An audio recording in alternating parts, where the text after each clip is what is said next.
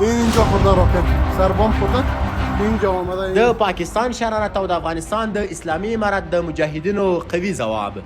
په پاکستان کې خیانت او حدچکني د یو زهر په څېر نغښتې ده چې هیڅکله یې له وجوده نه ځي. دغه هیواد چې د اسلام دعوه کوي تل خپلې تېروتنې او بېکفایتۍ نورو ته ور اچوي او افغانستان د خپلو شریرو سیاستونو قرباني ګرځوي.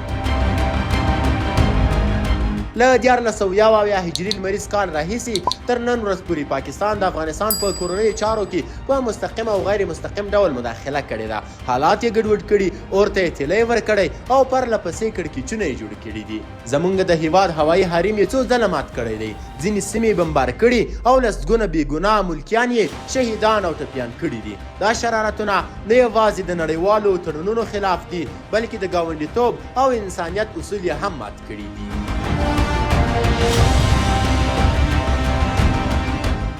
د اسلامي امارت د واکمنۍ له پیل څخه د پاکستان پوځ 4 ځله زموږ هوایي حریم ته تیری کړی دی. لومړی برید یې په 2022 کال کې، دویم برید یې د مارچ په 2024 کال کې، دریم برید یې د ډسمبر په 2024 کال او وروستی برید یې د کابل په زړه کې د 2015 کال د اکتوبر په 9 د شپې لخوا ترسره کړی دی.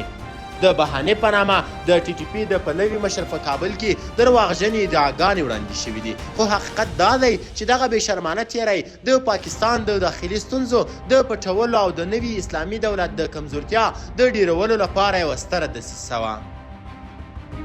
پاکستان چې د اسلامي امارت مخالفین په خپله خاوره کې پټوي، داعش تمویلوي او انتقالوي، د مخالفو ډلو کنفرانسونه په حکومتي اجازه ترسره کوي او حتی مایکل کورولای ته د امریکا د سنتاګام قمندان ته تر ټولو لوړه غیر نظامي جایزه ورکوي، نو څنګه جرأت لري چې مونږ باندې تور ولګوي؟ دا ټول شرارتونه د پاکستان د ناکامیو د پټولو لپاره دي. خو د اسلامي امارت مجاهدین هغه زړور اتلان چې امریکا او ناټو یې غورځولې هېڅکله دغه تیری زغملی نشي. د کابل د برید وروسته دوی د خپل وطن د دفاع لوی غږ پورته کړ او د پاکستان لپاره یې بېساری درس پرېښود. د ځوان وزیر دفاع ملا یعقوب مجاهد تر قمندې لاندې په ډیورند کرښه کې ټولې برخې د چټکو انتقامي عملیاتو لړۍ پیل شوه. د پاکستان پوځ چې له داسې زړورو مجاهدینو سره مخ شوی نه و حیران شو، پوستې یې ماتې شوې، سرتیري یې وډار شول، لسګونه ووژل شول، ټپیان شول او نیول شوي دي.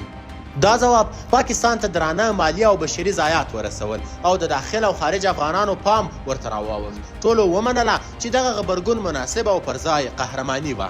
پاکستان فکر کول چې له څو راکېټونو او بمونو سره موږ به په ویره کې واچوي او زموږ حقونه به ځپلي پاتې شي. لویه تېروتنه یې وکړه. اسلامي امارت په خپل اوربند ژمن پاتې شو، خو له پاکستاني لوري چې د اسرائیل د رژیم د نقشې سره سم د افغانانو په وړاندې وعده ماته کړه او د هوایي بمبار په ترڅ کې یو شمېر ملکي کسان شهیدان او ټپیان کړل.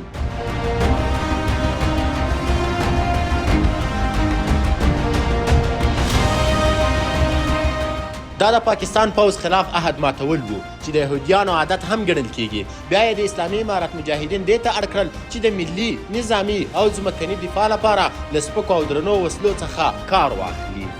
د دې جګړو په اوږدو کې په ټولنیزو رسنیو کې ډېر ښکلي انځورونه خپاره شول، داسې انځورونه چې مجاهدین په اخلاص سره د خپلو مقدساتو دفاع ته مخ کړي او د پاکستاني پوځ سرتیري یې مات کړل. دا جګړه چې پاکستان پوځ اړ شو چې د خپلې پوستې پرېږدي او وتښتي، د پاکستان سیاسي مشران هم تر دې حده مجبور کړل چې عاجزانه غوښتنه وکړي. له همدې امله اسلامي امارت په حسن نیت سره د 48 ساعتونو موقتي اوربند غوښتنه ومنله او مجاهدینو ته یې لارښوونه وکړه چې د پاکستان پر لوري بریدونه ونه کړي ترڅو چې بیا خیانت ونه شي.